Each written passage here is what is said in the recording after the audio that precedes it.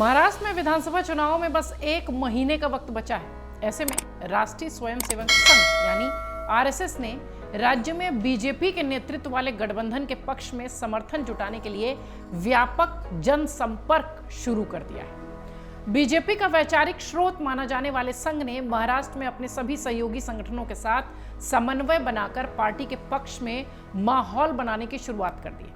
हरियाणा में जीत के बाद बीजेपी और संघ के हौसले बुलंद हैं और तालमेल भी ठीक ठाक नजर आ रहा है। सूत्रों के मुताबिक संघ ने अपने सभी सहयोगी संगठनों के साथ समन्वय करके लोगों से बातचीत करने का जो पूरा सिलसिला है वो शुरू कर चुका है। आपको बता दें, महाराष्ट्र में प्रचार के लिए बीजेपी का बड़ा प्लान है जो कि संघ के साथ मिलकर बनाया गया है, ऐसी चर्चा है। राष्ट्रीय स्वयंसेवक संघ ने पूरे राज्य में बीजेपी के पक्ष में माहौल तैयार करने के लिए टोलियां यानी टीमें बनाई हैं।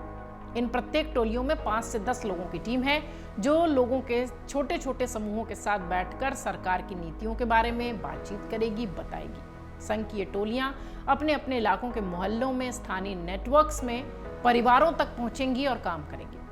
सूत्र ये भी कहते हैं कि ये टोलियां यानी टीमें सीधे तौर पर बीजेपी के लिए वोट अपील नहीं करते हुए राष्ट्रीय मुद्दे, हिंदुत्व, सुशासन, लोक कल्याण और समाज के विभिन्न मुद्दों पर चर्चा करते हुए बीजेपी के पक्ष में एक माहौल क्रिएट करने की कोशिश करेंगे। सूत्र बताते हैं कि टोलियों के गठन से पहले आरएसएस और उसके सहयोगी संगठनों के पदाधिकारियों की जो बैठकें हुई हैं उसमें चुनाव को लेकर रणनीति तैयार हुई है। आने वाले चुनावी राज्यों के लिहाज से रणनीति बनी है। यह कदम इसलिए भी महत्वपूर्ण है क्योंकि हाल ही में संपन्न हुए हरियाणा विधानसभा चुनाव में बीजेपी की जीत में भी संघ की अहम भूमिका बताई गई। संघ ने हरियाणा भर में अपने सहयोगियों के साथ समन्वय करके ड्राइंग रूम मीटिंग्स की रणनीति बनाई और हर परिवार तक पहुंचने की कोशिश की। संघ की यह कोशिश रंग लाई और हरियाणा में सत्ता विरोधी लहर के बावजूद बीजेपी तीसरी बार कब्जा जमाने में सत्ता पर कामयाब हुई और बम्पर जीत के साथ आई। कुछ रिपोर्ट्स ये दावे कर रही हैं कि हरियाणा में संघ की सक्रियता का अंदाजा इसी बात से लगाया जा सकता है कि संघ ने कार्यकर्ताओं की टोलियों ने पूरे राज्य में 1.25 लाख से ज्यादा छोटी छोटी बैठकें की थी। इन टोलियों के जरिए ही हरियाणा के गैर जाट मतदाताओं को समझाने की कोशिश की गई कि कैसे भूपेंद्र सिंह हुड्डा वाली सरकार की नीतियां जाट समुदाय केंद्रित रही हैं, जाटों के बारे में ही सोचती रही हैं। इसके साथ ही विभिन्न मुद्दों को उजागर कर हरियाणा में जनमत का आकार देने में भी अहम भूमिका निभाई गई इन्हीं टोलियों के द्वारा। ये टोलियां जिस तरीके से काम करती रहीं, टोलियां बनाने से पहले संघ और उसके सहयोगी संगठनों के पदाधिकारियों ने रणनीति तैयार करने के लिए राज्य में सभी स्तरों पर समन्वय बैठक की थी। और ये कदम इसलिए भी अहम माना गया क्योंकि हाल ही में हुए हरियाणा चुनाव में बीजेपी की जीत के बाद ही संघ ने महाराष्ट्र विधानसभा चुनाव के लिए यह फैसला किया कि पूरे हरियाणा में अपने सहयोगी संगठनों के साथ संघ की ओर से की गई बैठकें बीजेपी की सफलता के पीछे प्रमुख कारणों में से एक है।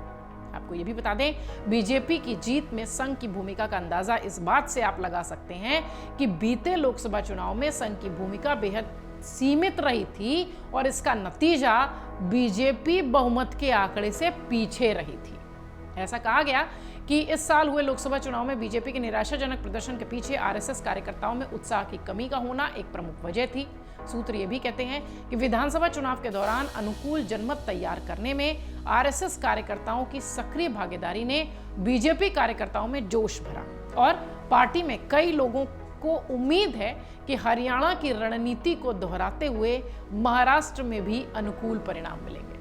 कुछ मीडिया रिपोर्ट्स ये दावा कर रही हैं कि लोकसभा चुनाव से पहले बीजेपी अध्यक्ष जेपी नड्डा ने अपने एक बयान में कहा था कि बीजेपी को शुरुआत में आरएसएस के समर्थन की जरूरत पड़ती थी, लेकिन अब समय के साथ बीजेपी खुद चलने में सक्षम है। माना यही गया कि जेपी नड्डा के इस बयान के बाद जमीनी आरएसएस कार्यकर्ताओं ने चुनाव प्रचार में ज्यादा उत्साह नहीं दिखाया और नतीजा सबके सामने था। 400 पार का नारा देने वाली बीजेपी बहुमत को भी नहीं छू पाई। इस बीच आपको ये भी बता दें कि महाराष्ट्र विधानसभा चुनाव के लिए बीजेपी ने उम्मीदवारों की पहली लिस्ट भी जारी कर दी है और यहां आरएसएस के साथ स्ट्रैटेजी भी तैयार है। बीजेपी की लिस्ट जारी करने के बाद से ही पार्टी में कुछ नेताओं की नाराजगी भी देखी गई। वहीं कहीं खुशी कहीं लहर दिखाई पड़ी। 99 नाम सामने आए। डिप्टी सीएम देवेंद्र फडणवीस को नागपुर दक्षिण पश्चिम से उम्मीदवार बनाया गया है। इस लिस्ट में कई नए चेहरों को भी मौका मिला है। कई मौजूदा विधायकों पर भी पार्टी ने फिर भरोसा जताया है। महाराष्ट्र की 288 सीटें हैं। 20 नवंबर को यहां एक चरण में वोटिंग होनी है। 23 नवंबर को नतीजे घोषित होंगे। उससे पहले आरएसएस की ये टोलियां क्या हरियाणा की तरह काम कर पाएंगी, यह पता चलेगा 23 नवंबर को। लेकिन बीजेपी ने आरएसएस राष्ट्रीय स्वयंसेवक संघ के साथ मिलकर एक मजबूत प्लानिंग के साथ हरियाणा की तर्ज पर महाराष्ट्र में उतरने की तैयारी कर ली है। अगर आप ये वीडियो YouTube पर देख रहे हैं तो हमारे चैनल को सब्सक्राइब कर बेल आइकन दबाएं और Facebook पर देख रहे हैं तो हमारे पेज को लाइक करें। 8 मिलियन प्लस सब्सक्राइबर, आपके इस भरोसे के लिए बहुत धन्यवाद।